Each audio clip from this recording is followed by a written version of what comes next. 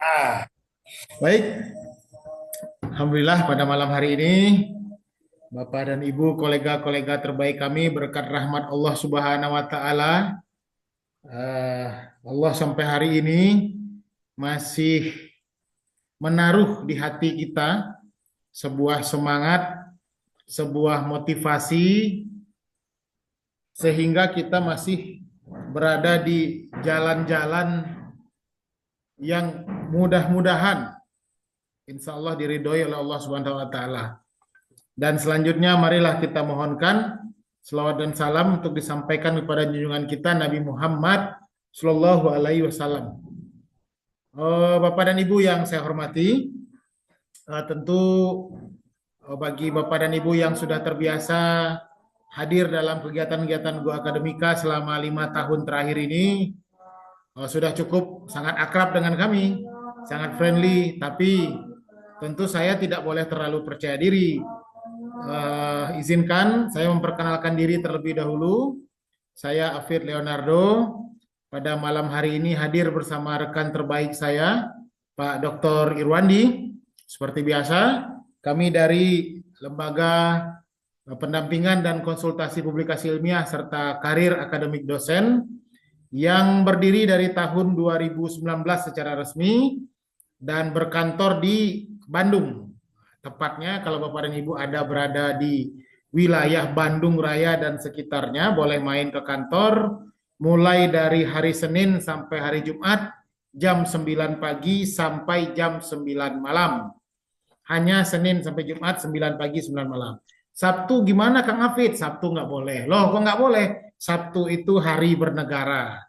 Baik saya dan Pak Irwandi memutuskan Sabtu dan Minggu itu adalah hari bernegara. Jadi tidak ada kegiatan pekerjaan pada hari Sabtu dan Minggu. Kecuali dapat izin dari ibu negara. Nah, gitu. Jadi, Pak dan Ibu, kami adalah lembaga yang fokus pada pendampingan publikasi ilmiah, konsultasi karir dosen. Jadi, Bapak dan Ibu kalau mengalami persoalan atau ada kebutuhan mendadak mendesak atau ada kebuntuan terkait dengan publikasi ilmiah, jurnal, buku, haki dan segala macamnya, atau ada kebuntuan, ada kebingungan terkait dengan karir akademik dosen, mulai dari memiliki SK Homebase, NIDN, atau sekarang NUPTK, Serdos, Jafung, AA, lektor, lektor kepala, dan guru besar. Alhamdulillah kami sudah masuk pada tahun ke-6. Hari ini adalah tahun 2025, kami mulai bergerak itu tahun 2019. Kalau rekam jejak, ya kami bersyukur pada Allah SWT, kami dititipkan amanah untuk disambungkan kembali kemudahan-kemudahan yang kami miliki, akses yang kami miliki, ilmu dan pengetahuan yang kami miliki, pengalaman, keterampilan, kolega-kolega di luar negeri, kolega-kolega editor jurnal Indeks Scopus Q1, Q2, Q3, Q4, Sinta 2, Sinta 1, Sinta 3, Sinta 4, Sinta 5, Sinta 6, sehingga ini merupakan tanggung jawab moral juga bagi kami untuk dapat menyebarluaskan kepada masyarakat akademik di Indonesia, baik mahasiswa S1, S2, S3, ataupun rekan-rekan dosen, peneliti, dan widyaswara. Nah, Bapak dan Ibu, acara pada malam hari ini, kegiatan malam hari ini itu adalah bagian dari respon langkah terbaik yang sudah dilahirkan oleh eh, Kemendikti-Saintek, Kementerian Pendidikan Tinggi, Sains dan Teknologi di era menteri kita yang baru saja dilantik beberapa bulan yang lalu. Kenapa? Ini adalah sebuah langkah menyambut kebijakan beliau, yaitu mengeluarkan kepastian hukum terkait dengan peraturan kenaikan pangkat akademik dosen dan kepastian waktu dalam memproses. Nah, jadi saya cerita dulu kepada Bapak dan Ibu. Salah satu kelemahan beberapa tahun terakhirnya Pak Menteri, mantan Menteri Nadiem adalah Mas Menteri Nadiem adalah di 2 tahun terakhir jabatan beliau itu ada gonjang-ganjing soal aturan kenaikan pangkat sehingga banyaklah yang jadi korban. Nah, pada malam hari ini kita hadirkan korbannya. Ya, malam hari ini kita hadirkan korban dari ketidakpastian hukum selama 2 tahun terakhir sehingga apa ya? semangat menjadi profesor, yang mana profesor itu adalah hak dari semua dosen yang sudah memenuhi syarat. Ya naik turun lah, saya bilang ya naik turun, seperti iman lah, naik turun. Bahkan menurut saya, Prof, tidak sedikit yang gugur di tengah jalan. Baik gugur karena semangatnya hilang, gugur karena jurnalnya keburu discontinue, atau gugur karena keburu pensiun. Nah, maka pada malam hari ini kami mencoba hadirkan guru kami, maha guru kami, rekan terbaik saya, kawan terbaik saya, bagaikan bapak angkat bagi saya dan Pak Irwandi. Profesor Dr. Engkus ini, beliaulah orang yang pertama kali menggugah pikiran kami soal jurnal ilmiah dulu tahun 2016, tahun 2016 kami sama-sama berasal dari dunia, bukanlah dunia akademisi, jadi saya kenalkan beliau sedikit. Profesor Dr. Haji Engkus MSI ini basic awalnya adalah pegawai negeri sipil birokrat. Nah, jadi kalau ada Bapak dan Ibu yang hari ini bekerja sebagai birokrat, bekerja sebagai struktural, punya mimpi menjadi dosen, punya mimpi menjadi pengajar, punya mimpi menjadi peneliti, beliau adalah salah satu contoh nyata. Seingat saya jabatan beliau cukup penting waktu itu di Kabupaten Bandung, meninggalkan singgasana kenyamanan yang luar biasa, lalu bergabung menjadi kampus, jatuh cinta pada dunia akademik, jatuh cinta pada perguruan tinggi, mengorbankan banyak hal, terutama menurut saya, ya banyaklah yang dikorbankan kalau kita bicarakan, masuk ke kampus, lalu kami bertemu dan berkolaborasi hingga pada hari ini. Alhamdulillah beliau sekitar beberapa hari menjelang Lebaran Idul Fitri tahun ini keluar hasil uji kompetensi guru besar, berarti sudah lolos menjadi guru besar administrasi publik kalau nggak salah, kalau salah nanti mohon dikoreksi oleh Prof. Dr. Haji Engkus langsung di UIN Sunan Gunung Jati Bandung. Nah, Bapak dan Ibu, saya dengan Pak Irwandi sehari-hari juga beraktivitas di UIN Sunan Gunung Jati Bandung. Saya di Fakultas Ekonomi dan Bisnis Islam. Sementara itu Pak Dr. Irwandi di Fakultas Ilmu Sosial dan Ilmu Politik. Nah, perjalanan beliau ini cukup panjang. Seingat saya itu ada 3 tahun lah. Jadi kalau kami mengadakan sharing experience profesor ini, ada yang cepat menjadi profesor, udah pernah kami hadirkan. Ada yang masih muda jadi profesor, udah pernah kami hadirkan. Ada yang ibu-ibu sibuk sekali menjadi profesor, Prof. Lilis waktu itu, sudah pernah kami hadirkan. Ada yang aktivis jadi profesor, sudah pernah kami hadirkan. Namun beliau ini memiliki keunikan. Apa itu keunikannya? Menjadi profesor, mengurus kepangkatannya itu cukup lama, yaitu 3 tahun. Kalau misalnya seorang anak kita masukin SMA, itu udah lulus di SMA. Kalau kita masukin kuliah, udah lulus dia D3.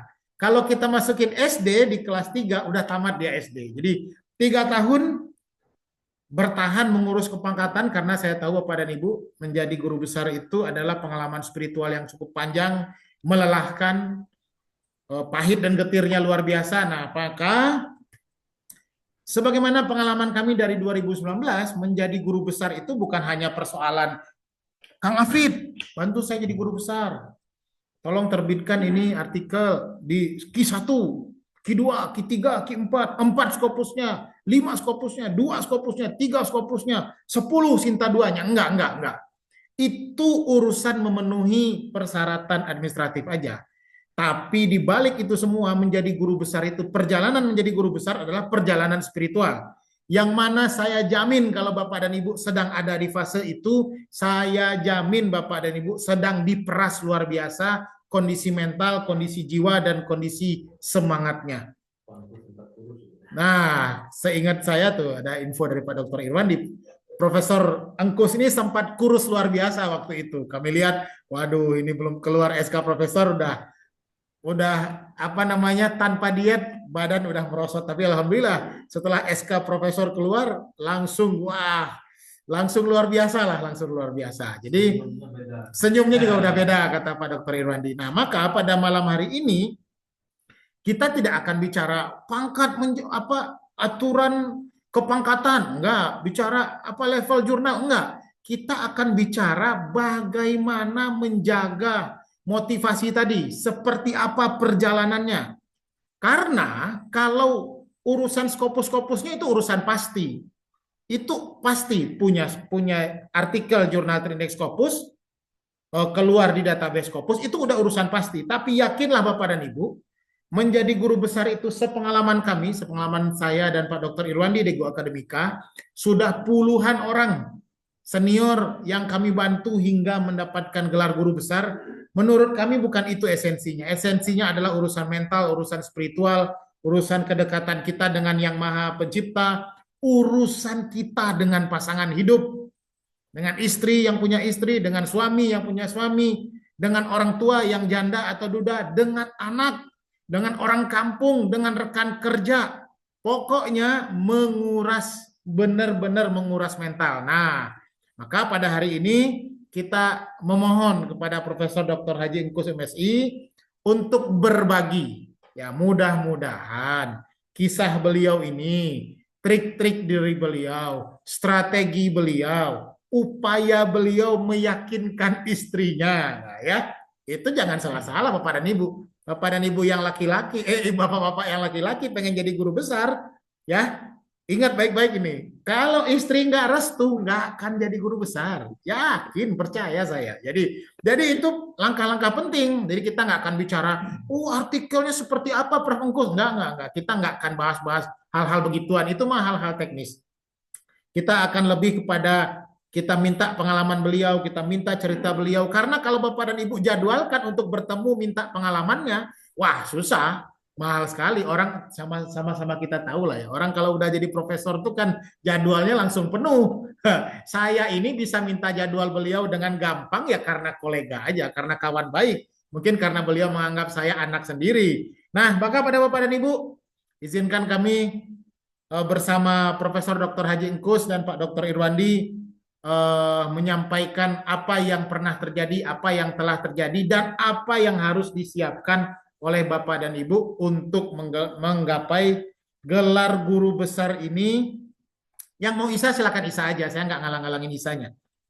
Di sini bahkan udah Isa Bapak dan Ibu ya. Nah, untuk mencapai gelar guru besar, oke? Pada Profesor Dr.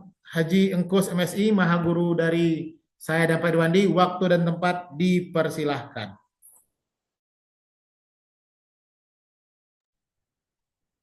Oke, wis. Terima kasih, Bang Leo ya. Kalau saya nyebutnya Bang Leo dan Bang Irwandi gitu ya. Memang ini dua abang ini ya. Saya menyebutnya dua abang, ada dua abang. Artinya memang dua insan ini dari seberang gitu ya, seperti itu. Namun ketika bertemu tahun 2016 di Priuk UIN gitu ya, akhirnya seperti saudara ya, betul. Ya, Bang Leo dengan Bang Irwandi ya anak saya gitu ya. Anak saya di kampus seperti itu. Itu apa yang pertama, seperti itu. Kemudian mungkin pertama-tama juga saya panjatkan pujian syukur kehadirat Allah Subhanahu wa taala bahwasanya hari ini kita bisa sharing ya, sharing pengalaman ya, pengalaman eh, pahit getir ya. Ini lebih cocok pahit getirnya itu. Pahit getir bagaimana saya berangkat dari seorang birokrat asalnya yang tidak tahu masalah kenaikan pangkat di eh, dunia perguruan tinggi, karena memang saat itu waktu waktu kami waktu saya di birokrat di pemerintahan daerah ini sangat menggiurkan tuh ya, karena kenaikan pangkat di perguruan tinggi hanya 2 tahun gitu ya. 2 tahun naik pangkat, 2 tahun naik pangkat, seperti itu. Bayangan kami dulu itu ya, bayangan seperti itu. Kalau di pemerintahan daerah kan 4 tahun, 4 tahun. Hampir waktu itu saya akan menjadi kepala dinas ya, waktu itu hanya terbentur apa namanya masalah teknis nih ya, teknisnya karena lebih tergiur ke kenaikan pangkat yang 2 tahun itu gitu ya. Akhirnya memang hijrah ke dunia perguruan tinggi ya. Tahun 2015 Bang Arya saya. Tahun 2015 masuk ke UIN Bandung, ke FISIP UIN Bandung. Nah, saat itu belajar bagaimana eh, cara cara budaya ngajar karena memang kami biasa birokrat yang ngajar seperti apa. Kalau kita naik pangkatnya ya, karena terus terang saja waktu di pemerintahan daerah saya belum naik pangkat waktu itu 12 tahun. 12 tahun 4B. 12 tahun di pemerintahan daerah. Gitu. Karena mungkin masalah politis dan sebagainya akhirnya tidak kerasan ya seperti itu, dan mencoba bagaimana menapaki menaikkan pangkat di perguruan tinggi. Bapak dan Ibu yang saya hormati, naik pangkat perguruan tinggi itu kan tadi 2 tahun ya, dan merupakan hak ya. Hak pegawai negeri itu naik pangkat lah hak. Jadi kalau hak itu kan harus diperjuangkan, gitu. Bagaimanapun ini naik pangkat hak kita, itu. Karena hak itu sehingga di ingatan saya saat itu, karena memang usia saya tidak muda lagi nih Bang Leo ya, tidak muda lagi. Eh, jadi kalau 3 tahun ke belakang udah 60 ya, 60 tahun ya pensiun kepala dinas ya. Yang dinas pensiun harus naik pangkat lagi. Luar biasa pahit getirnya naik pangkat di usia yang sudah senja ya. Itu bentang banting ya, eh, baik apa namanya cara apa substantif administratif ya seperti itu. Ya, tapi mungkin yang paling penting naik pangkat bagi seusia saya ya. Pertama eh, motivasi ya. Motivasi itu menjadi hal pokok, motivasi untuk bahwa naik pangkat harus terjadi gitu ya. Ya, jadi itu harus ditanamkan dalam jiwa bahwa motivasi kita untuk naik pangkat merupakan satu keharusan gitu ya. Nah, ketika itu motivasinya menjadi turun, ya wassalam kan ya. Wassalam, jadi banyak orang-orang yang memang karena motivasinya tidak sampai, tidak konsisten, tidak terjaga, ya akhirnya sudah ya. Apalagi eh, waktu saya menyampaikan eh, berkas-berkas ke Kemenristek itu tahun 2022 gitu Bang. Jadi 3 tahun yang lalu, terus dengan hiruk pikuknya politik negeri ini, dengan alasan memang waktu itu moratorium. Moratorium itu jadi alasan yang paling jitu mungkin moratorium. 1 tahun jadi berkas entah kemana gitu ya. 1 tahun. April atau ya April 2023 sampai Juni 2024, setahun lebih gitu ya. Itu nganggur, nggak kemana-mana ya, berharap-harap cemas. HHC, harap-harap cemas gitu. Eh, Ngobrol-ngobrol kemana, curhat-curhat kemana, nggak ada tempat curhat, itu nggak ada. Akhirnya dengan, aduh, tapi tetap eh, saya menjaga motivasi agar tadi naik pangkat terus terjadi, gitu ya. Nah, alhamdulillah dengan perubahan eh, rejim di kita, perubahan rejim di kita, pemerintahan kita, menteri rubah, dan ke bawahnya juga rubah, akhirnya ada peluang untuk meneruskan naik pangkat itu ya. Jadi mungkin kalau secara teori itu ya, secara teori kan guru besar ada teorinya Bang ya. Ada teori. Jadi teori saya masih ingat tahun 2000 atau 199 ada yang booming waktu itu teori dari Ari Ginanjar ya. Ari Ginanjar itu menyampaikan bahwa untuk menapaki karir itu harus bersandar kepada 3 dimensi ya. Yang pertama 3 dimensi kecerdasan ya. Pertama kecerdasan intelektual, kedua kecerdasan emosional, dan ketiga kecerdasan spiritual. Yang tadi pernah digagas oleh Bang Leo, ada kecerdasan spiritual. Ini kecerdasan intelektual itu menurut saya apa namanya kecerdasan dalam hal administrasi dan substantif ya, administrasinya dipenuhi gitu ya, kurang LKD BKD, kurang tanda tangan warek itu bolak-balik gitu ya. LKD BKD belum tanda tangan oleh wakil rektor bukan main itu ya, balik lagi, aduh luar biasa ini. Bukan pekerjaan apa namanya eh, gampang, karena tanda tangan juga kan, kalau kalau saya sih dosen biasa ya di kampus, bukan dosen punya jabatan, dosen ngajar saja itu. Ngajar ya, kalau jenjang ke warik kan mungkin melalui staf dulu, kemudian kabag apa TU, pokoknya panjang sekali itu ya, seperti itu. Nah itu hal demikian mungkin harus dilatih dengan sabar gitu ya. Itu apa namanya secara administratif, dan juga apa namanya supaya kita menyikapi uh, syarat khusus ya, syarat khusus, syarat khusus tambahan gitu. Karena ada di samping syarat khusus berupa kewajiban untuk menerbitkan artikel di Scopus, juga ada syarat tambahan tambahan ya, yang harus memang dipenuhi oleh calon guru besar. Nah itu juga menjadi hal yang memang perlu kita sikapi ya, seperti itu. Itu apa hal yang menyangkut bagaimana kita kecerdasan intelektual ya, itu sudah tentu. Dan yang kedua kecerdasan emosional, emosi.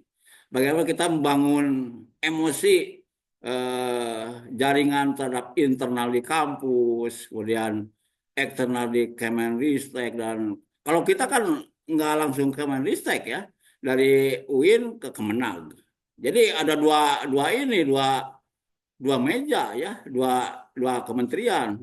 Jadi mungkin bapak-bapak dari universitas non keagamaan ya, kelihatannya langsung saja kan LLDT langsung ke sana gitu ya. Kalau kami kan enggak, dari sudah babak belur di perguruan tinggi, babak belur juga di Kementerian Agama. Luar biasa itu ya. Dan langsung ke Kemenristek. Itu sehingga saya pikir itu harus bangun bagaimana kita mencerdasi secara emosi ya. Itu juga kalau secara internal menurut saya tidak cukup ya. Ya tentunya harus didukung oleh bagaimana kita kolaborasi dengan teman-teman, seperti saya bangun kolaborasi dengan Go Akademika ya. Go Akademika bagaimana bisa mengawal ya, mengawal sehingga sampai terjadinya lolos uji kompetensi ya, seperti itulah. Jadi itu harus dibangun kecerdasan itu ya. Ya, menurut saya kalau tidak dibangun ya jadi akhirnya menjadi kendala juga ya gitu. Dan yang terakhir kita harus apa namanya menyikapi kecerdasan kita terhadap virtual, betul kan ya. Perjalanan virtual kita ya tidak cukup dengan usaha saja kan ya. Tentu dengan ikhtiar dan doa ya. Doa bagi kita seorang muslim ya, meminta pada Allah Subhanahu wa taala. Ya tanpa ridhonya ya saya pikir saya juga tidak akan turun ya SK-nya. Karena alhamdulillah SK turun pada malam 27 ya. Lailatul Qadar ya. Diberitahu oleh Bang Irwandi. Pas di kontak, aduh saya kurang itu. Terima kasih Bang Irwandi ya.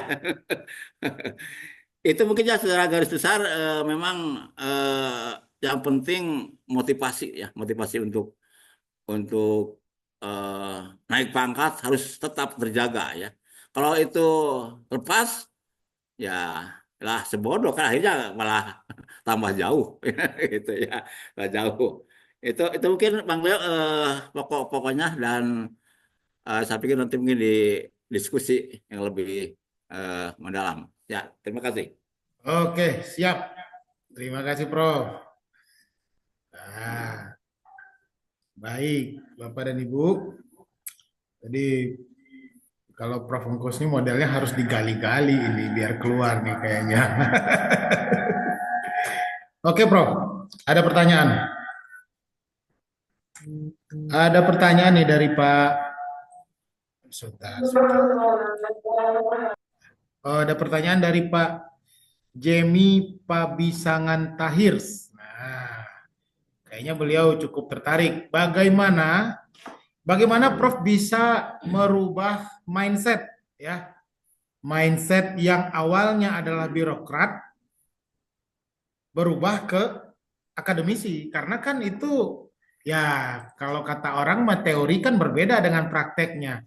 Praktek mengejar teori susah, teori mengawal praktek juga susah. Nah, itu pertanyaan pertama. Karena kita ketahui kadang-kadang kan perguruan tinggi itu kan terjebak di menara gading perguruan tinggi. Nah, ini gimana nih kan nggak gampang. Apalagi kan Prof itu geser eh, jabatan lah, geser status kepegawaiannya itu setelah dalam umur yang mohon maaf sudah cukup tua kan, bukan usia muda lagi, nggak kayak saya. Sudah dalam usia yang matur lah, cukup matang dengan karir di birokrat yang puluhan tahun, lalu masuk ke kampus. Nah, Pak Jemi, kita tanyain satu-satu ya, biar enak ya. Kalau sekaligus ditanyain nanti jawabannya Oke, Pak. kurang mendalam. Gimana, Prof? Gimana caranya merubah mindsetnya tadi? Oke, terima kasih Pak Jemi ya, Pak Jemi. Terima kasih. Nah, memang itu barangkali tidak ujug-ujug kan ya. Tidak ujug-ujug saya jadi dosen ini melalui penerawangan ya. Pemikiran yang panjang ya, yang panjang. Eh, ya pertama eh, ini kebetulan ya selain takdir itu ya, takdir. Dan kebetulan di pemerintahan daerah juga ketika ada hal-hal yang berkaitan dengan narasumber gitu ya, kemudian kaitan dengan ada diklat-diklat, itu pimpinan selalu nyuruh saya gitu ya. Jadi mungkin terbentuk karena terbiasa itu ya. Itu pertama, dan pernah satu saat saya juga disuruh apa namanya jadi narasumber di Lembang, waktu itu di Lembang oleh Pak Bupati mewakili Pemda menjadi narasumber. Semuanya itu para profesor ya. 10 perguruan tinggi negeri, Unpad, UI, perguruan tinggi keren itu semuanya profesor. Wah, kita jadi tikus itu ya. Mereka singa-singa kan jadi tikus itu ya. Gimana ini? Nah, gitu kan ya. Nah, tapi orang birokrat kan banyak akalnya gitu ya. Saya di pemerintahan daerah 32 tahun, Pak. Pak Jemi, saya di pemerintahan daerah 32 tahun. Lama sekali ya, 32 tahun. Jadi apa namanya? eh, Dosen baru 10 tahun. Jadi lebih banyak birokrat.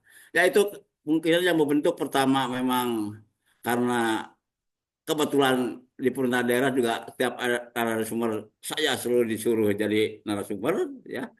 Kemudian juga lingkungan eh, saya semuanya guru, paman saya guru, bibi guru, istri saya juga guru, jadi guru semua. Dan saya akhirnya terbentuk jadi dosen, itu ya, seperti itu. Eh, dan mungkin ini sedikit cerita ya, kenapa saya jadi dosen? Karena doa nih, ya Bang Leo doa. Doanya apa? waktu waktu saya keluar dari SMA itu waktu itu saya ini kan testing ke 3 perguruan tinggi ya, ke IKIP, NHI, NHI ya, dan Unpad. Lulus semuanya ya, lulus semuanya. Waktu itu saya ke NHI, tapi orang tua nyuruh ke IKIP karena lingkungannya adalah wah Proplilis ya. Udah tahu Lilis. Aduh, malu nih ada senior. Yang senior. Ini cerita cerita ini Selamat teman-teman Oh, datang jadi Prof. Lilis, selamat jadi datang. selamat, luar biasa. merubah Yang senior mindsetnya. kayaknya ngomong deh. Ya, ya, karena mungkin doa itu ya doa orang tua kan doa orang tua sangat sangat mujarab kan ya, mujarab. Ya ketika waktu itu saya lulus SMA itu saya mau ke NHI tapi orang tua udah kamu jangan ke NHI kemana-mana jadi guru, suruh jadi guru bang itu saya kamu apa-apa ke NHI nanti kerjanya di mana di hotel jangan hotel itu maksiat. Wah kenapa di hotel maksiat itu udah jadi guru itu ngapain guru itu udah aja saya nekat ke Unpad waktu itu di Unpad ke Sospol FISIP kalau sekarang ya. Kuliah akhirnya jadi di Pemda jadi pejabat tapi akhirnya jadi dosen juga kan jadi guru dan jadi maha guru malahannya itu jadi di samping apa namanya lingkungan kultur ya dan juga doa kan orang tua jadi guru ya jadi dosen gitu dan setelah itu ya karena memang akhirnya eh, beralih dari birokrasi ke dosen ya kita juga harus punya konsekuensi tertentu kan ya. Ya, tanggung jawab kan ya. Tanggung jawab. Masa sih gaya birokrat dibawa jadi dosen itu ya. Kalau birokrat kan banyak staf, banyak apa namanya sekretaris dan sebagainya itu ya. Tapi kalau jadi dosen menurut saya bahkan banyak stafnya. Eh, mahasiswa kan ada 3 kelas 3 kali 40 120 ya. Luar biasa. Itu paling sekilas gitu ya Pak Jemi. Mudah-mudahan Pak Jemi bisa menangkap bagaimana saya merubah mindsetnya. Dia tidak semata-mata memang diri sendiri karena memang lingkungan dan kultur juga membentuknya. Itu barangkali Pak Jemi. Mudah-mudahan. Oke, siap. Makasih, Prof. Berarti kalau saya tangkap sebetulnya itu tuh sudah tertanam dari lahir karena ada pembibitannya dari orang tua, dipengaruhi oleh lingkungan, dan kemudian peluangnya ada. Nah, Prof, pertanyaan kedua, Prof, dari Pak Jemi. Pertanyaan kedua dari Pak Jemi itu, katanya untuk menjadi guru besar perlu dana yang besar. Nah, Pak Jemi ini gimana pendapat Prof soal itu? Katanya menjadi guru besar perlu dana yang besar. Gimana pendapatnya, Prof? Silakan, Prof. Sebenarnya tidak juga ya, menurut saya tidak juga.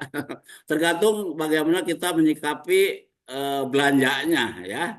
Ya kalau kita banyak sekali terbit tolong atau kita menerbitkan 3 Scopus ya 3 kali 20.000 udah 60.000 20 juta kan ya nggak juga nggak juga kita hemat saja hemat ya hemat 1 Scopus juga cukup kan ya satu aja gitu ya satu siapkan satu lagi gitu ya ketika ini gagal satunya ada masih ada gitu ya nggak jadi usah nggak usah boros-boros Pak Jamil lah. Hemat saja hemat itu hemat. Bahkan kalau kalau kita menerbitkan banyak juga curigai oleh Kemenristek gitu ya. Kan pengalaman saya waktu pertama jadi LK waktu itu pernah menerbitkan Sinta sampai 15 setahun, 15 artikel. Malah dicurigai itu. Kenapa Bapak menerbitkan artikel banyak-banyak? Sebulan lebih dari satu. Malah salah juga. Akhirnya saya hemat. Satu saja cukup kan. Itu kira macam ya, jangan boros belanjanya ya. Yang penting kena itu ya kena aja seperti banyak saya habis publik ya harus apa namanya menerbitkan di jurnal yang ada kaitan dengan habis publik gitu ya dan materinya si artikelnya juga harus ada kaitannya tentunya dengan dengan apa basic ilmu saya, ngajar apa, seperti itulah kira-kira ya. Hemat, hemat Pak Jamil, hemat, jangan boros. Efisiensi kan ya, anjuran Pak Bobo, efisiensi. Gitu, Bang. Siap, siap Prof. Jadi Pak Jemi, memang eh, apakah menjadi guru besar itu perlu anggaran? Sepengalaman kami ya perlu anggaran, udah pasti. Nggak mungkin nggak perlu anggaran, itu udah pasti. Tapi kebanyakan kita di Indonesia ini adalah publikasi ilmiah itu berdasarkan nafsu publikasi. Jadi sepengalaman kami, klien datang berbondong-bondong itu pasti datangnya dengan nafsu publikasi. Yang mana nafsu publikasi itu muncul karena lagi terjangkit pubertas publikasi ilmiah. Jadi di mana publikasi ilmiah itu tidak sesuai kebutuhan kenaikan pangkat. Rame Sinta 2, ikut Sinta 2. Rame Scopus, ikut Scopus. Jadi ikut gimana ramenya? Tidak memiliki roadmap. Nah, Bapak dan Ibu yang kemarin mengisi Google Form pendaftaran peserta hari ini, di situ kan kami menyertakan satu buah pertanyaan, apakah ingin dilanjut untuk konsultasi kenaikan pangkat? Jika ya, jika ingin silakan jawab ya. Nah, justru kami melalui forum ini di Go Akademika memberikan pelayanan gratis ya. Pelayanan konsultasi gratis di mana outputnya adalah setiap dosen itu mestinya memiliki roadmap publikasi ilmiah berbasis kenaikan pangkat.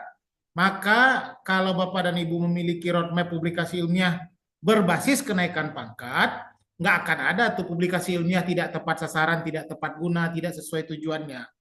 Nah, itulah yang disampaikan oleh Prof.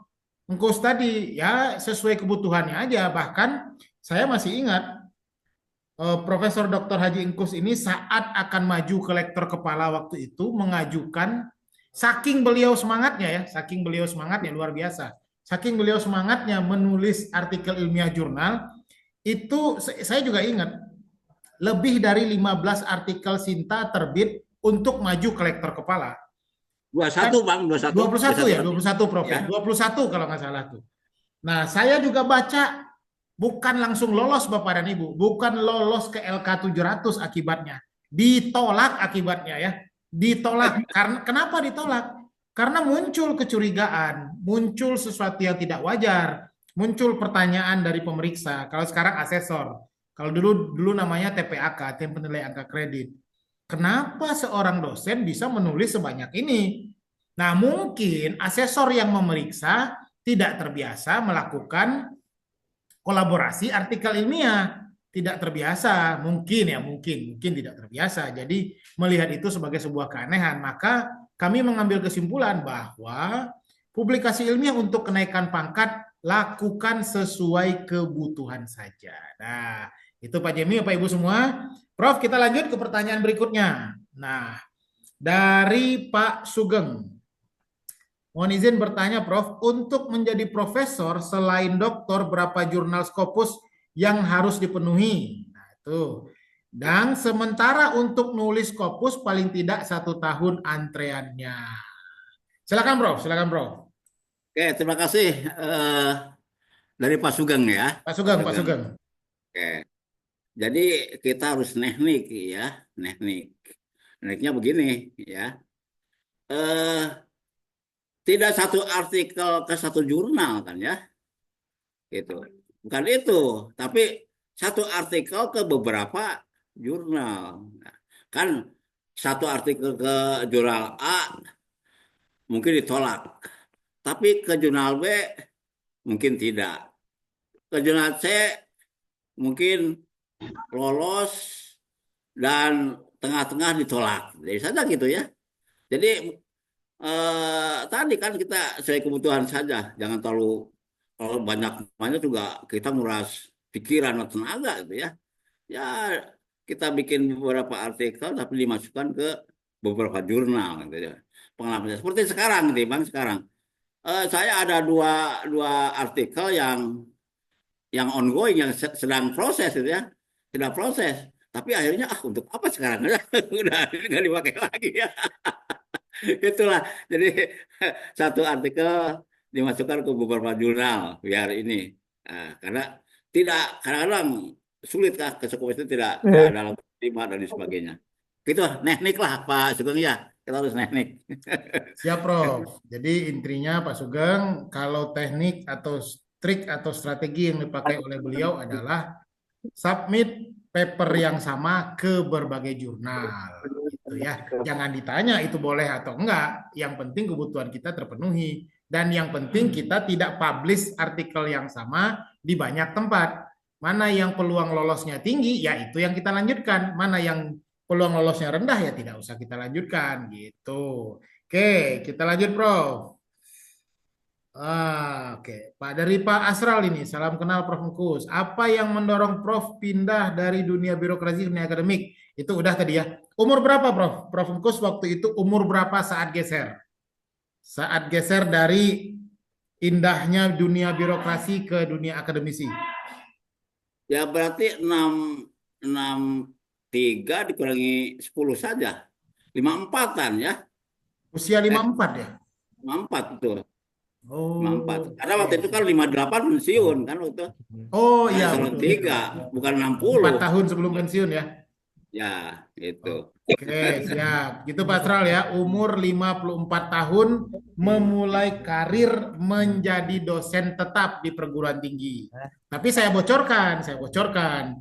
Jadi Prof. Engkus ini seingat saya historinya adalah saat beliau menjadi birokrat, beliau sudah aktif mengajar sesekali di beberapa kampus.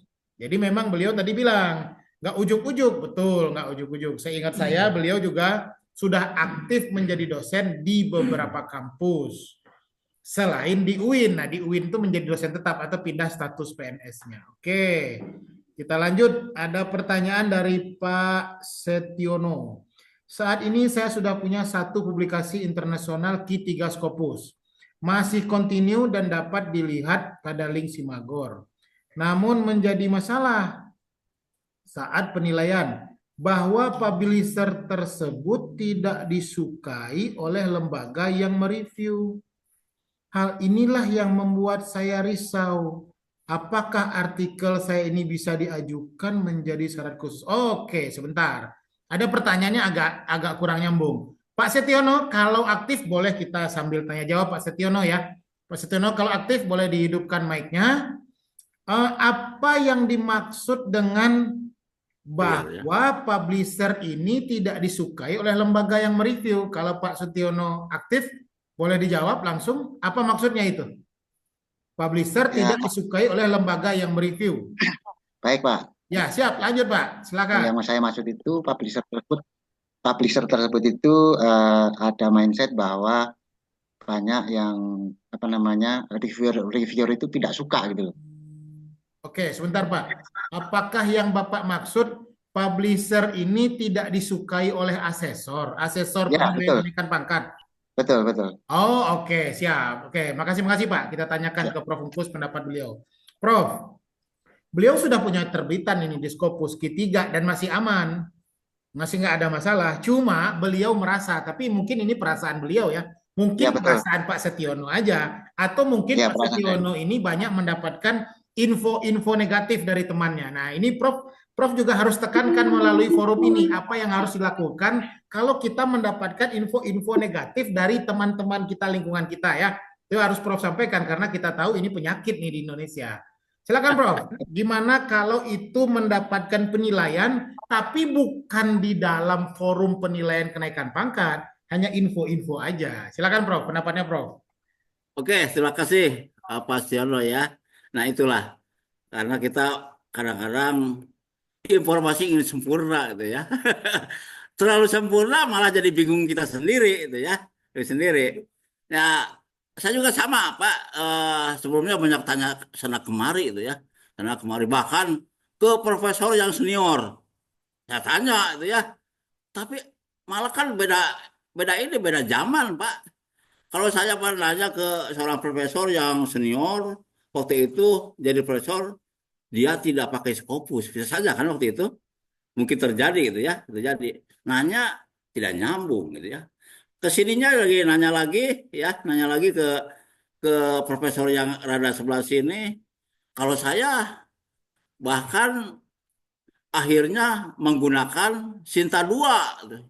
Nggak nyambung lagi kan. Jadi tambah bingung gitu. Nah, pada akhirnya eh, menurut saya lebih baik lihat aturan terkini saja ya. Nah, terkini itu seperti apa itu ya? Karena ini aturan kita bukan main Pak Siono, berubah-ubah ya. Berubah-ubah ini. Sebelum ada moratorium seperti ini. Datang lagi tegas-tegasan gitu ya. Ganti lagi, balik lagi seperti yang dulu lagi gitu. Jadi lebih baik kita pahami, pelajari, bahkan mungkin didiskusikan dengan teman-teman di aturan yang terakhir saja gitu ya. Bahkan menurut saya kalau yang sekarang gitu ya, aturan sekarang lebih mengenakan kita gitu ya. Jelas 1 tahun ini tahun 2025 ada 4 kali kesempatan ya. Saya di Desember eh, pertama tidak lolos, kedua revisi, tidak lolos lagi, ada revisi kedua, lolos. Nah, itu apa namanya periode revisi. Kemudian periode Maret sekarang gitu ya, masuk tanggal sekian, tutup tanggal sekian, diperiksa tanggal sekian sampai sekian gitu ya. Nanti ada lagi Juni, berkas masuk tanggal sekian, terakhir tanggal sekian, diperiksa tanggal sekian, pengumuman tanggal sekian. Jelas ya, September juga demikian. Jadi ada 3 kali kesempatan tahun ini. Nah, menurut apa namanya saran saya harusnya manfaatkan peluang itu. Peluang itu sangat baik dan sangat kelihatan, gitu ya. Dan bagaimana kita menyikapinya, pokoknya tadi kan jangan sampai kita belanja Skopus banyak-banyak, gitu kan? Kan nggak ada Skopus yang 1 juta 2 juta kan, minimal kan 15 16 jutaan ya bang ya. Kalau duasnya 30 gitu ya, 4 60 juta. Wah sayang aja, ya satu aja dulu gitu ya. Ini lihat nanti tanggal sekian banyak akan ada penutupan, siap-siap satu lagi gitu ya. Kalau ini apa nggak kelar yang pertama kan ada satu lagi mau terbit. Nah, gitu kan. Itu jadi PDIT kita perhatikan dan eh, kita terjadwal gitu ya. Sehingga ketika kita gagal yang pertama masih ada yang satu. Jangan banyak-banyak lah. Yang sesuai kebutuhan aja. Itu barangkali, Pak. Oke, siap Prof. Jadi Pak Setiono, kalau sepengalaman kami, ini sepengalaman kami, bisa aja salah ya. Sepengalaman kami, semua penghakiman di luar pengadilan jangan didengarkan. Jadi hanya penghakiman di dalam pengadilanlah yang boleh kita dengarkan. Asalkan artikel Bapak, ya artikel bidang keilmuan dengan skopnya jurnal masih linear, ya artikel bidang keilmuan, skop jurnal, usulan guru besarnya itu masih linear, maka akan memenuhi syarat. Akan memenuhi syarat. Oh, Kang Afid, publisher ini mah dikenalnya punya citra negatif. Oh, ini mah punya citra ini. Enggak usah dipikirin. Itu enggak usah dipikirin. Yang terbaik adalah kalau Bapak sudah memenuhi syarat, ajukan segera. Karena ketika kita masuk ke gelanggang, disitulah penghakiman yang sebenarnya. Bapak berkas masuk, kalaupun itu diminta revisi, kan tinggal kita lakukan revisi saja. Masih jauh lebih baik daripada mempersiapkan dokumen yang sempurna. Mending disempurnakan melalui penilaian di pusat langsung daripada disempurnakannya oleh penilaian-penilaian dari orang-orang yang sebetulnya belum tentu akan menilai kita. Gitu. Pengalaman kami, kenapa banyak dosen nggak mau mengajukan ke guru besar? Karena merasa yang dia miliki belum sempurna. Jadi Pak Setiono kalau udah terbit kayak gitu, Q3 masih aman, udah maju aja. Urusan nanti direvisi ya lakukan revisi, nggak ada masalah. Oke, oh ada Pak Roma Irawan nih, hampir sama kasusnya. Pengalaman saya reviewer nolak di satu sisi, ada yang lewat, ada yang nggak. Nah, oke betul. Oke, Prof. Engkus. Nah, ini perlu ditanggapi oleh Prof. Engkus. Ada reviewernya yang lolos, ada yang tidak lolos. Itu bagaimana kita meresponnya? Silakan Prof. Dari Pak Roma Irawan tadi. Pak Roma ya. Ya. Gini Pak Roma ya, ini pengalaman saya juga sama kan ya. Kemarin waktu yang terakhir itu Pak, yang terakhir Desember ini, yang satu oke. Eh, yang satu oke, gitu ya. Tapi yang lainnya ini reviewer atau penilai? Reviewer ya, Ya, reviewer artikel. sepertinya asesor guru besar. Sepertinya asesor guru besar. Oh, bukan bukan reviewer artikel, bukan ya? Bukan reviewer artikel. Penilai mungkin ya, kayak Ya, penilai ya. penilai. Lebih ke penilai. Penilai. Ya, ya, ya. Jadi ketika berkas masuk ke sana, kemudian ada di sister kan dilihat langkah 1, 2, 3 itu ya, sampai dengan ada penilaian, kita mulai deg-degan ya penilaian. Deg-degan dinilai ini, yang satu lolos, komentarnya bagus, yang satu tidak. Nah, tapi untung waktu yang kemarin ada revisi ya. Jadi bagaimana menyikapi penolakan penilai 2 gitu ya. Mulai dari apa namanya administrasi dan substantif gitu ya. Dua-duanya itu memang seperti itu Pak. Menurut saya jalani aja gitu ya. Jalani bagaimana kita menyampaikan bahwa artikel kita yang diterbitkan telah sesuai dengan aturan, telah memenuhi kriteria gitu. Kita dipedekan saja, itu dipede itu ya, bukan malah kita dilemah, jadi pede saja gitu ya. Bagaimana secara apa namanya aturan dan keilmuan telah sesuai gitu ya. Di apa namanya dilengkapi dan ini kan kadang-kadang permainan kata nih Bang, permainan kata-kata saja kan ya. Penilai mengatakan gitu ya kita jawab kan ya oleh kata-kata lagi gitu. Gitu. Jangan sampai tidak dijawab itu. Yang penting logikanya masuk. Itu barangkali. Oke, siap. Saya coba tambahkan Bapak dan Ibu ya. Tapi bukan sebagai profesor. Pengalaman sebagai yang mendampingi saja. Kalau Bapak dan Ibu ini mengalami satu jurnal itu diterima oleh satu asesor, lalu oleh asesor lain tidak diterima. Jadi kan ada 2 asesor tuh kita penilainya. Satu nerima, satu enggak. Lalu dikembalikan ke kita. Kita memiliki hak dan peluang untuk mengajukan banding namanya. Mengajukan banding, membuat pledoi. Nah, membuat pledoi supaya asesor yang satu lagi mampu menerima dengan reason-reason tertentu. Ya bisa saja lolos, bisa saja enggak ya. Dalam pengalaman kami, ada enggak Kang Hafid yang lolos melalui sistem pledoi ini? Ada, banyak. Ada enggak yang tidak lolos? Ada juga. Itu semua tergantung pada apa ya? Tergantung pledoinya dan tergantung pada asesornya. Jadi kalau Bapak dan Ibu mengalami itu, satu nerima, satu nolak, ajukan banding, lalu kita berharap ada dispute, muncul asesor ketiga, mudah-mudahan asesor ketiganya menerima. Gitu. Kalau nggak nerima gimana? Ya, tambah aja jurnalnya. Kalau memang ini tolak jurnalnya. Oke, kita lanjut. Ada pertanyaan dari Bu Rosi Unsud. Mohon izin bertanya, apakah untuk profesor bidang ilmu tertentu agronomi harus menunggu profesor bidang yang sama pensiun dulu? Nah, ini biar saya yang jawab, Prof. Ini aturannya teknis. Jadi gini, Bu. Jadi gini, berdasarkan sosialisasi, jadi gini, setiap prodi itu memutuskan berapa kebutuhan profesornya. Itu satu ya. Satu. Misal, prodi manajemen butuh berapa profesor? Butuh minimal 6. Kenapa 6? Manajemen strategis 1, manajemen marketing 1, manajemen keuangan 1, ilmu manajemen 3. Nah, misalnya gitu. Jadi keputusan pertama itu ada di prodi. Ada di prodi. Nah, Kang Hafid, gimana kalau udah ada guru besar ilmu manajemen? Kuotanya 1. Saya ingin maju juga jadi guru besar ilmu manajemen. Jangan. Loh, kenapa jangan? Karena udah ada.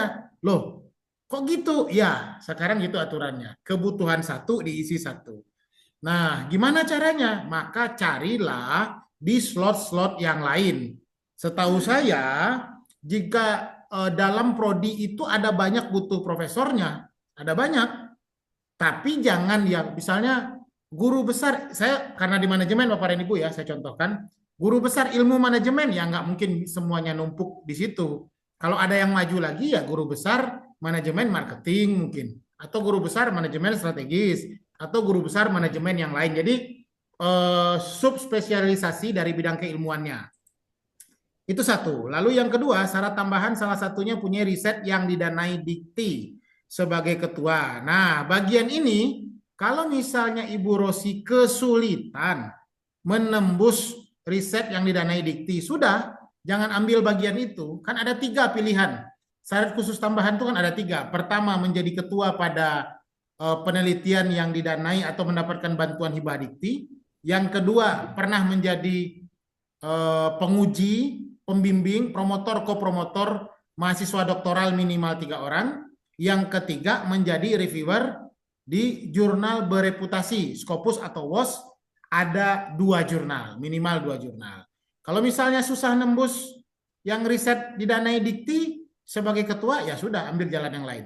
Kita coba tanya, Prof. Engkus, syarat khusus tambahannya apa kemarin? Silakan, Prof. Oke, terima kasih. Ini kan opsional ya, pilihan.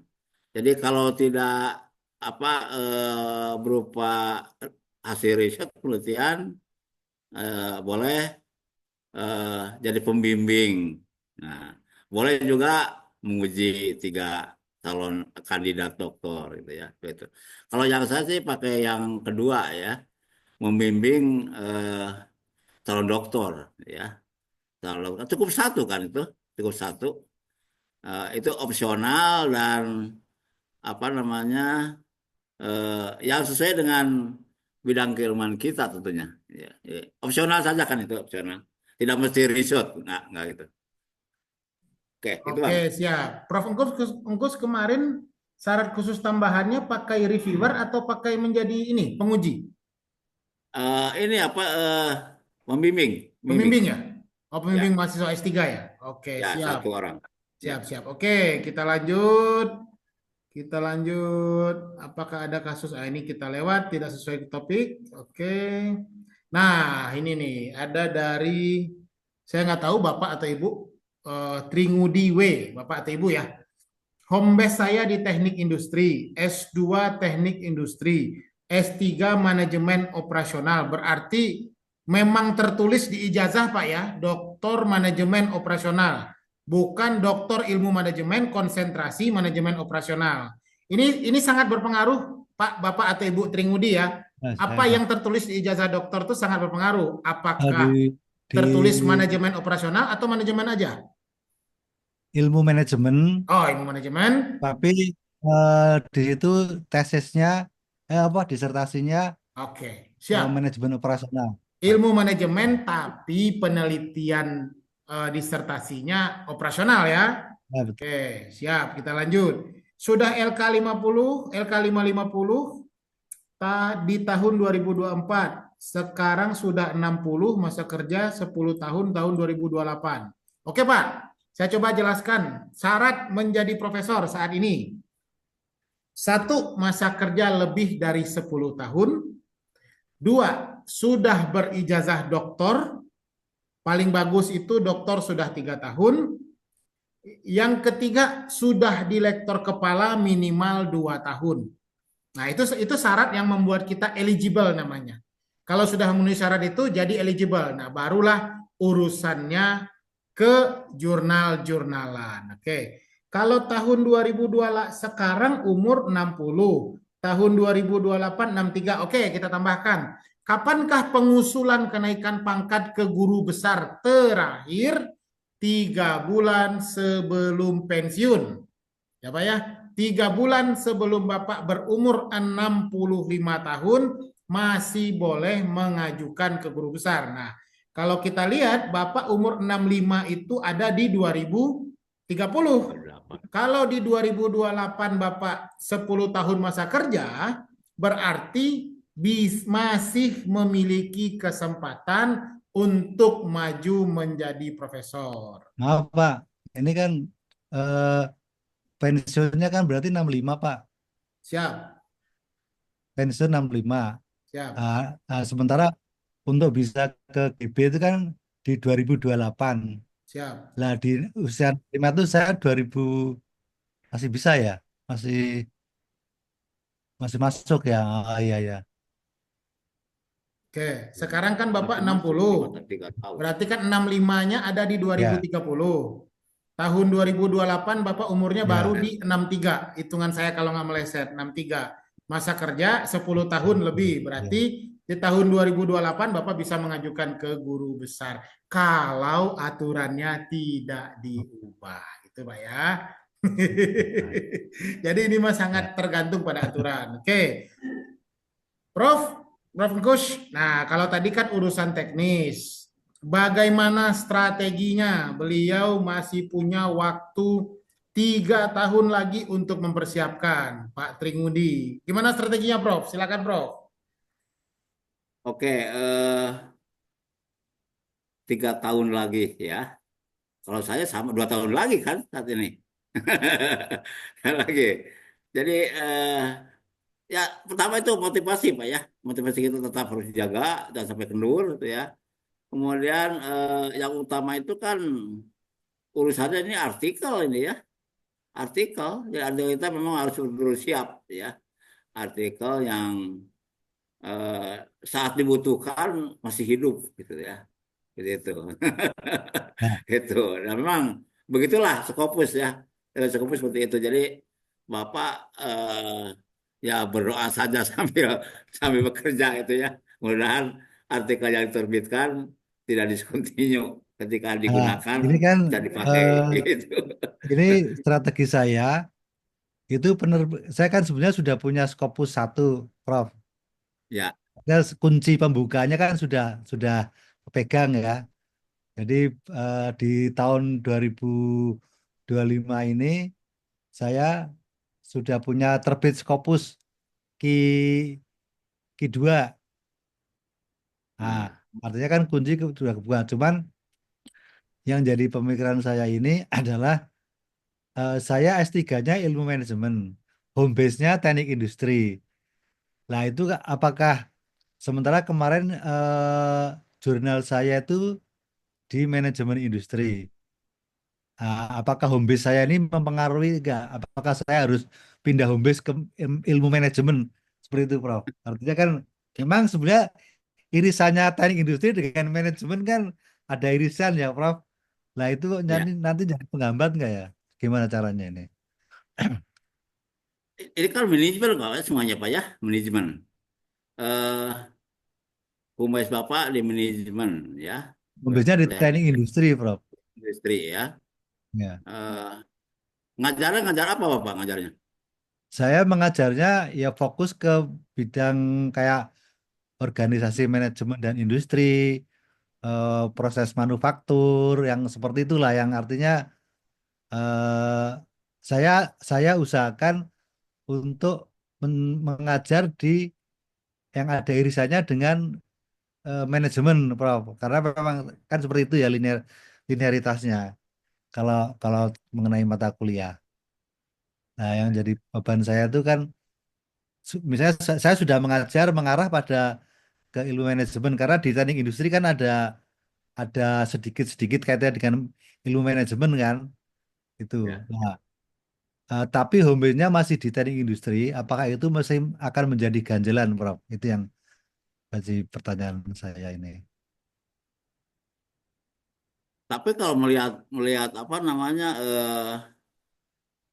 ilmu manajemen kemudian apa namanya eh, mengajarnya juga masih bro manajemen gitu ya. Eh, masih ini kan masih masih relevan kan ya, masih relevan. Di teknik industri juga kan ada manajemen Ya, ada manajemen industri gitu ya. organisasi, manajemen ya, Ya, manajemen gitu. operasional itu juga Ya, kayak eh, masih manajemen produksi seperti ya gitu. itu yang saya pegang, Prof. Saya Terus memperkuat itu. artikelnya juga menulis tentang manajemen juga Pak ya, Ya, menjadi seperti itu. artikelnya saya juga mengarah pada kemarin saya itu artikelnya itu berhubungan dengan ya di jurnal teknik dan manajemen industri. Ya, pas Pak udah Pak. Mudah-mudahan lancar Pak lah. Ya, Nah, itu. gitu. Aman itu Pak, aman, aman, aman. Aman, aman. Kalau Aman. sepengalaman kami, asalkan mata kuliah ajarnya Bapak masih dalam payung ijazah terakhir, ya, masih dalam payung ijazah terakhir, serta artikel ilmiah jurnalnya dan jurnalnya masih nyambung dengan ijazah terakhir dan mata kuliah ajar, maka bisa menjadi guru besar manajemen industri pada jurusan teknik industri. Saya berikan contoh, Pak. Nah, ini berdasarkan pengalaman aja. Ya. Kami di FISIP UIN Bandung itu di jurusan sosiologi ada namanya Profesor Jajang A. Rohmana. Nanti Bapak browsing. Profesor Jajang A. Rohmana. Beliau ini adalah guru besar ilmu hadis, guru besar tafsir sosial pada prodi sosiologi. Oke, doktornya apa? Doktornya doktor, bukan studi agama. Nggak ada dokter. Dokter hadis kalau nggak salah. Kalau nggak salah doktornya dokter hadis. Jadi dokter hadis ya, dokter tafsir dan hadis kalau nggak salah. Tapi ngajarnya di home base sosiologi.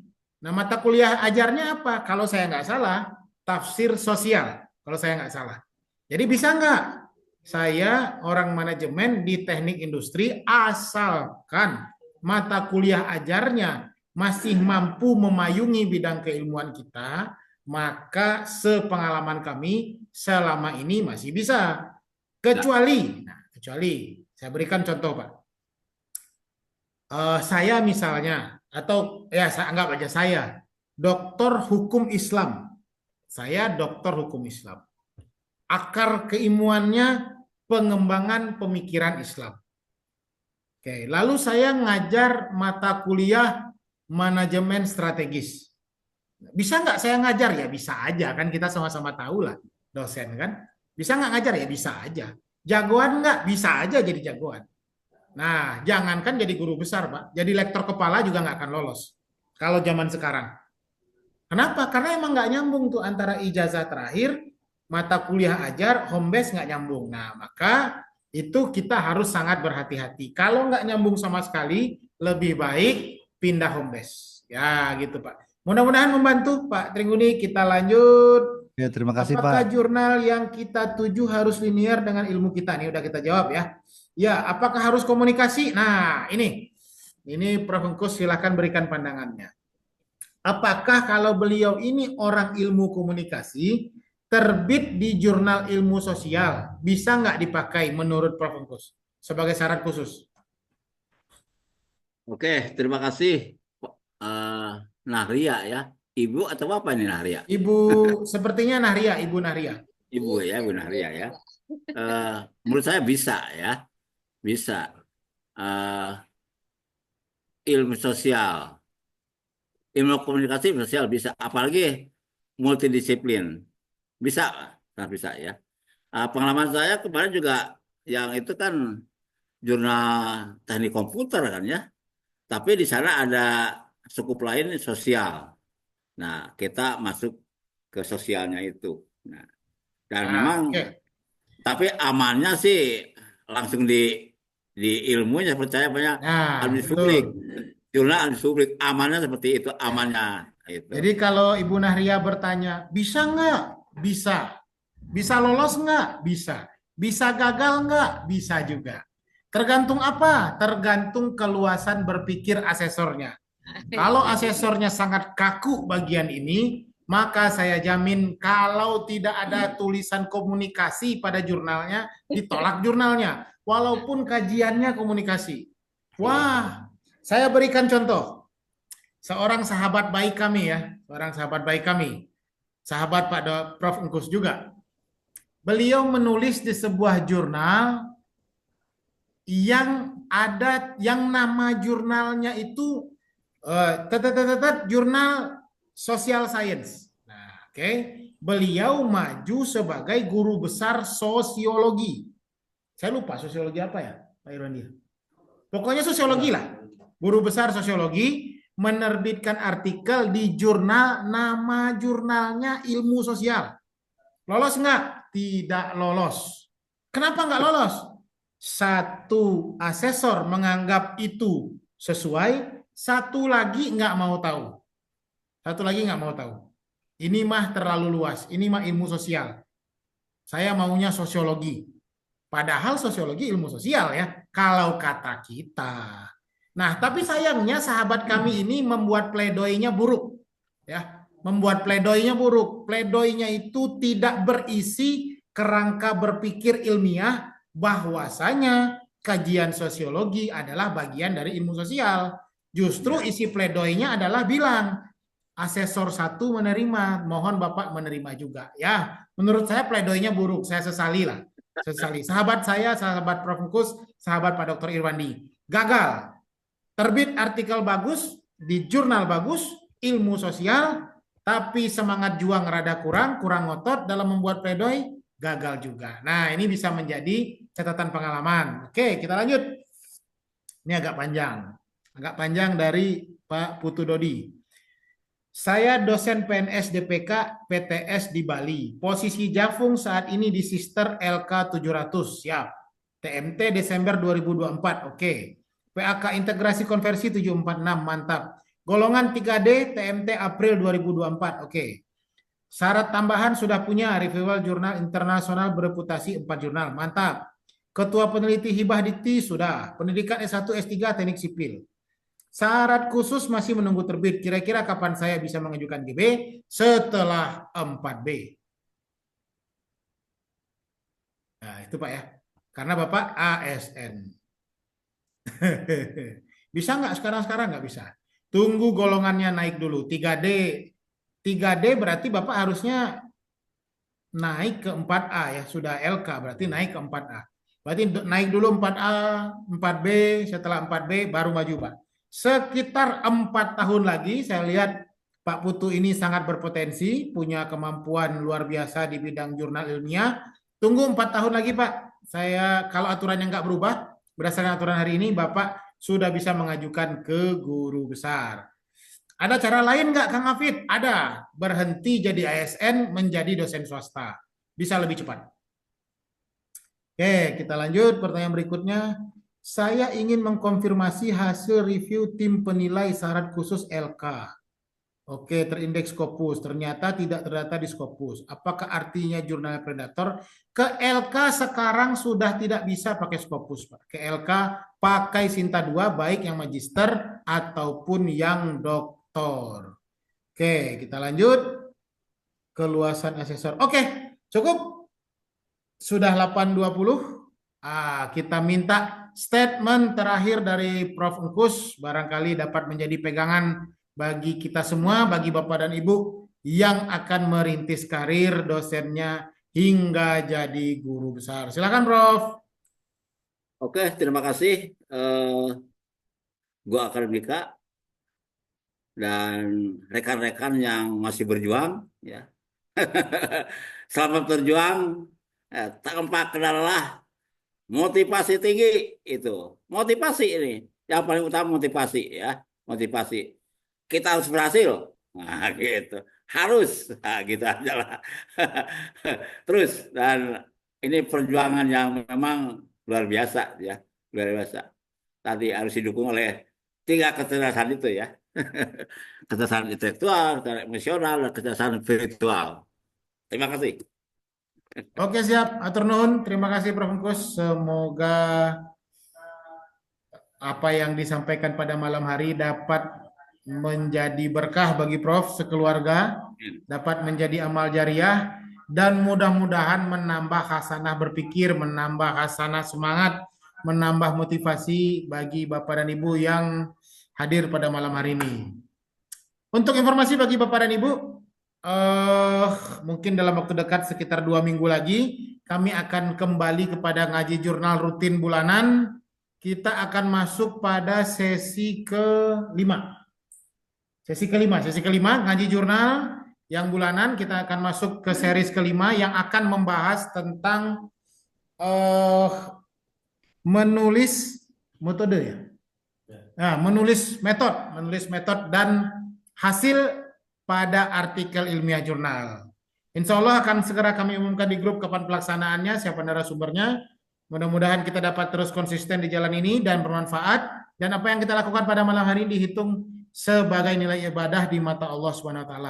Kami dari Go Akademika, Lembaga Pendampingan Publikasi Ilmiah dan Konsultasi Karir Dosen, mengucapkan terima kasih sekali lagi yang tidak terhingga kepada Profesor Dr. Haji Engkus, sudah mau berbagi pengalaman, berbagi pengetahuan, berbagi semangatnya, berbagi pahit getirnya kepada kami pada malam hari ini. Dan terima kasih dan rasa bangga juga kepada Bapak dan Ibu yang sudah hadir pada malam hari ini. Kita tutup dengan mengucapkan hamdalah. Alhamdulillahirabbil alamin. Wabillahi taufik wal hidayah. Assalamualaikum warahmatullahi wabarakatuh. Waalaikumsalam warahmatullahi wabarakatuh. Waalaikumsalam.